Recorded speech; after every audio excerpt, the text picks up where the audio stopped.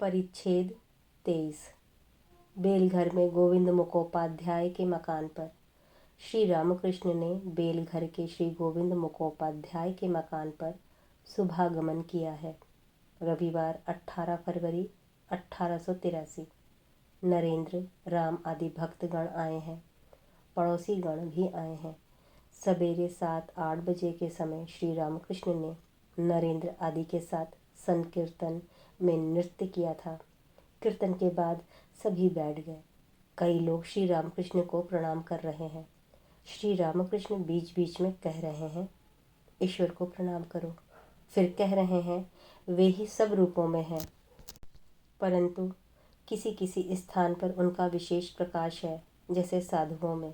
यदि कहो दुष्ट लोग भी हैं, बाघ सिंह भी हों तो वह ठीक है, परंतु बाघ रूपी नारायण से आलिंगन करने की आवश्यकता नहीं है। उसे दूर से प्रणाम करके चले जाना चाहिए।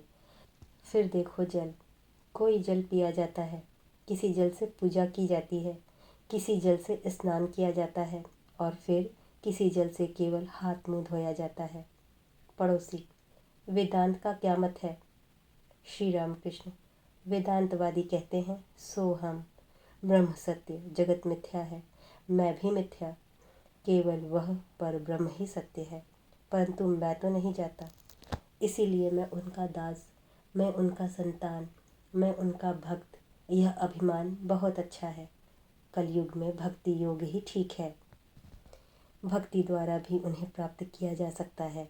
देह बुद्धि के रहने से विषय बुद्धि होती ही है। रूप रस गंध स्पर्श यह सब विषय है। विषय बुद्धि दूर होना बहुत कठिन है। विषय बुद्धि के रहते सो हम नहीं होता। सन्यासियों में विषय बुद्धि कम है।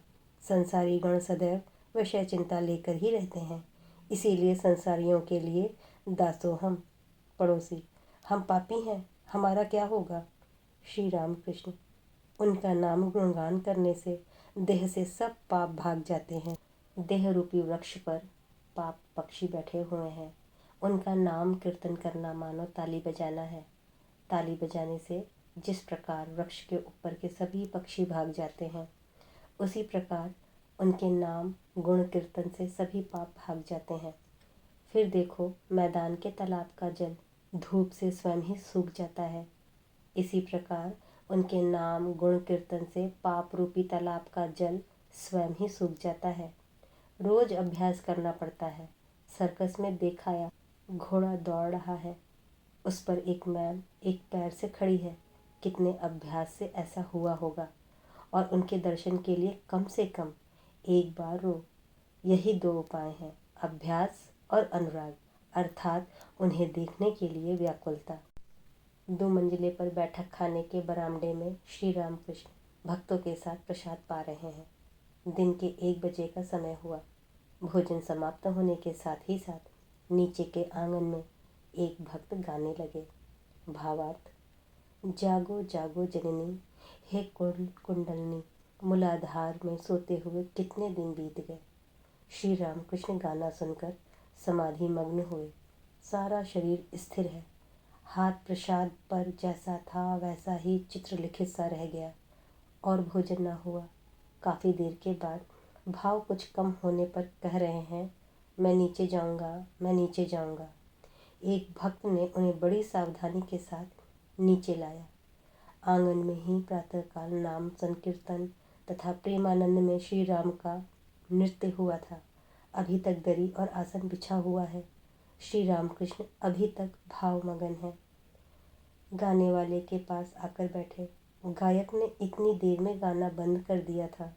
श्री रामकृष्ण दीन भाव से कह रहे हैं, भाई और एक बार माँ का नाम सुनूंगा। गायक फिर गाना गा रहे हैं। भावार्थ, जागो जागो जननी, हे कुल कुंडलनी, मूलाधार में निद्रत अवस्था में कितने दिन बीत गए। अपनी कार्य सिद्धि के लिए मस्तक की ओर चलो, जहाँ सहस्त्र दल पद और परम शिव विराजमान है। हे माँ चैतन्य रूपिणी, षष्ठ चक्र को भेद कर मन के खेद को दूर करो। गाना सुनते सुनते श्री रामकृष्ण फिर भावमग्न हो गए। परिच्छेद 24। दक्षिणेश्वर में राखाल राम आदि के साथ। श्री रामकृष्ण अपने कमरे में दोपहर को भोजन करके भक्तों के साथ बैठे हुए हैं। आज 25 फरवरी 1883 है। राखाल, हरीश, लाटू, हजारा आजकल श्री रामकृष्ण के पास ही रहते हैं। कलकत्ते से राम, केदार, नित्य गोपाल, मास्टर आदि भक्त आए हैं और चौधरी भी आए हैं। अभी अभी चौधरी की पत्नी का स्वर्गवास हो गया। मन में शांति पाने के उद्देश्य से कुछ एक बार वे श्री रामकृष्ण के दर्शन के लिए आ चुके हैं। उन्हें उच्च शिक्षा मिली है, सरकारी पद पर नौकरी करते हैं। श्री रामकृष्ण राम आदि भक्तों से राखाल, नरेंद्र, भवनाथ यह सब नित्य सिद्ध हैं। जन्म ही से इन्हें चैतन्य प्राप्त है। ये लोग शिक्षा के लिए ही शरीर धारण करते हैं। एक श्रेणी के लोग और होते हैं, वे कृपा सिद्ध कहलाते हैं। एकाएक उनकी कृपा हुई कि दर्शन हुए और ज्ञान लाभ हुआ।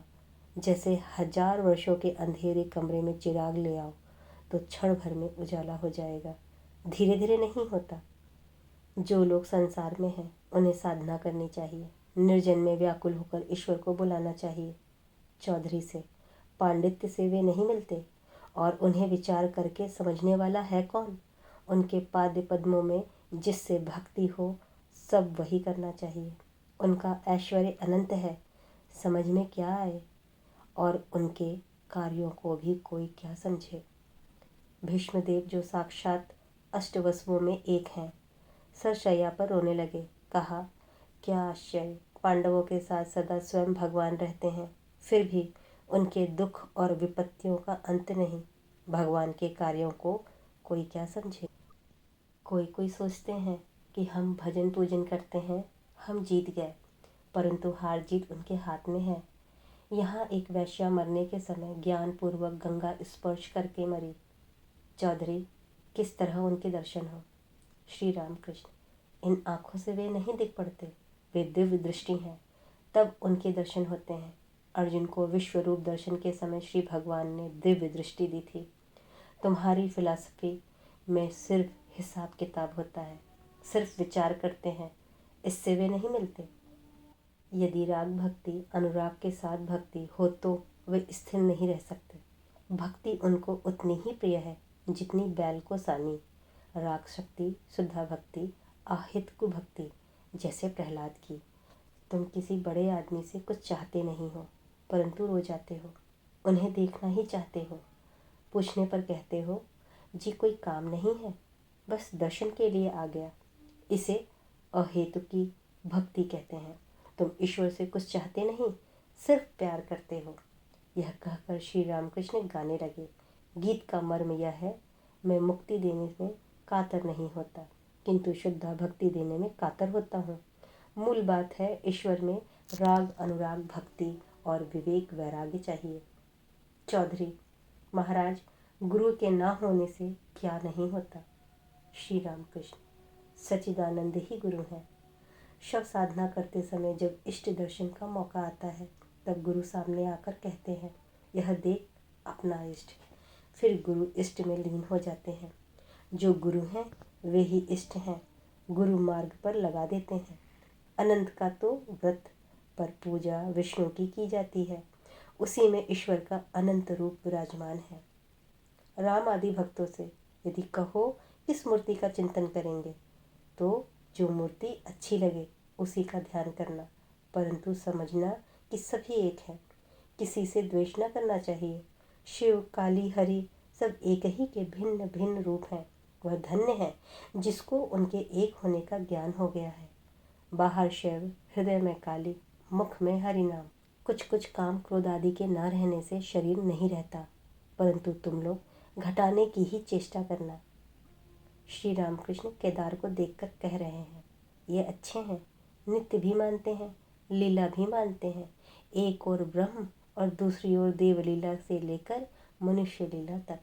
केदार कहते हैं कि श्री रामकृष्ण के रूप में भगवान का मनुष्य देह धारण कर अवतीर्ण हुए हैं। नित्य गोपाल को देखकर श्री रामकृष्ण बोले, इसकी अच्छी अवस्था है। नित्य गोपाल से, तू वहाँ ज़्यादा न जाना, कहीं एक आध बार चले गए। भक्त है तो क्या हुआ, स्त्री है ना, इसीलिए सावधान रहना।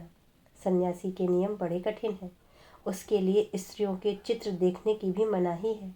यह संसारियों के लिए नहीं है। स्त्री यदि भक्त भी हो तो भी उससे ज़्यादा न मिलना चाहिए। जितेंद्रिय होने पर भी सन्यासी को लोक शिक्षा के लिए यह सब करना पड़ता है। साधु पुरुष का 16 आना त्याग देखकर मनुष्य लोग त्याग की शिक्षा लेंगे, नहीं तो वे भी डूब जाएंगे। सन्यासी जगत गुरु है। अब श्री रामकृष्ण और भक्तगण उठकर घूमने लगे। मास्टर प्रहलाद के चित्र के सामने खड़े होकर देख रहे हैं। श्री रामकृष्ण ने कहा कि प्रहलाद की भक्ति अहेतु की भक्ति है।